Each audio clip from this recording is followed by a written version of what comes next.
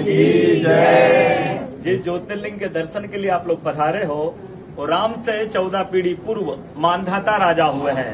शिव पुराण में उल्लेख है जिन्होंने मां से नहीं पिता से जन्म लिया था। उनकी तपस्या से ये शिवलिंग प्रकट में स्थापित लिंग नहीं है। जिस प्रकार आरती करते हम प्रण अक्षर के मध्य ओम अक्षर के मध्य यह तीनों एका जय शिव ओंकारा।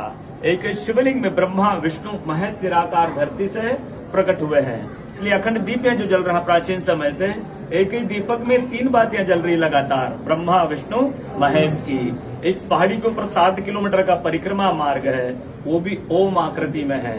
जो पर्वत पे हम प्रभु के दर्शनों के लिए खड़े हैं ये पर्वत स्वयं शिवलिंग की आकृति में है। चारों तरफ नर्मदा मैया जलहरी बनकर बह रही है। पूरे 12 ज्योतिर्लिंगों में शयन आरती होती है, लेकिन बाबा का विश्राम ओंकारेश्वर ज्योतिर्लिंग में है तो उनके शयन के लिए झूला पलना चौपड़ पासे बिछाए जा रहे हैं। बाबा यहाँ विश्राम करके 3 बजे रात उठकर महाकालेश्वर जाएंगे, वहाँ स्नान करेंगे। इसलिए वहाँ का भस्म आरती प्रसिद्ध है, यहाँ का शयन आरती प्रसिद्ध है। शिव पुराण में भी कथा आती है, महिला 16 सोमा व्रत करती है, उसमें भी कथा आती है। क्या कथा आती है? प्रतिदिन भोलेनाथ आते हैं, माँ के साथ विश्राम करके सुबह ब्रह्म मुहूर्त में उठकर चले जाते हैं। एक दिन जब भोले बाबा माँ के साथ पधारते तो माँ पुजारी से पूछती हैं, पुजारी हमें विश्राम के लिए जा रहे हैं, ये चौपड़ पासे में किनकी जीत होगी? पुजारी बोलते कि आज ये भोले बाबा जीतेंगे। ऐसा बोलकर पुजारी घर चले जाते हैं। भोले बाबा माँ विश्राम के लिए चले जाते हैं। सुबह ब्रह्म मुहूर्त में जैसे ही भोले बाबा माँ बाहर निकलते हैं, पुजारी द्वार पर रहते तो माँ पुजारी से पूछती, पुजारी कल मैंने आपसे पूछा था हमें विश्राम के लिए जा रहे चौपड़ पासे में किनकी जीत होगी? आपने कहा भोले बाबा जीतेंगे। भोले बाबा नहीं, मैं जीती हूँ। माँ ऐसा बोल करके उनको श्राप दे के चली जाती है।